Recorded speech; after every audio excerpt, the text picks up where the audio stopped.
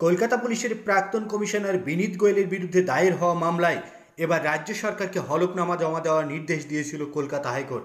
সেই মামলায় রাজ্য সরকার স্পষ্টই হলফনামায় দাবি করছেন যে বিনীত গোয়েলের বিরুদ্ধে যে ব্যক্তি যেভাবে আবেদন করেছেন সেই আবেদন কোনোভাবেই গ্রহণযোগ্য নয়।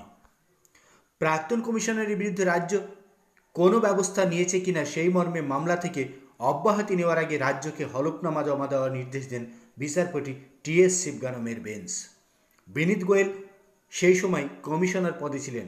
তিলোত্তমা খুন ধর্ষণ কাণ্ডে বর্তমানে তিনি প্রাক্তন কমিশনার। তার বিরুদ্ধে রাজ্য সরকার কী পদক্ষেপ নিয়েছিল তা জানতেই হলফনামা চেয়েছিল বিচারপতি টি.এস. শিবগানম। এই প্রসঙ্গে আরজিকর কাণ্ডে বিনীত গোয়েলের বিরুদ্ধে দায়ের হওয়া মামলা থেকে অব্যাহতি চেয়ে নিয়েছেন প্রধান বিচারপতি নিজেও। কিন্তু সেই মামলা রাজ্য সরকার যখন সেই মামলা থেকে বিনীত গোয়েলের বিরুদ্ধে করা যে মামলা সেই মামলা কোনো রকমই গ্রহণযোগ্য নয় বলে হলফনামা জমা দেন আদালতে।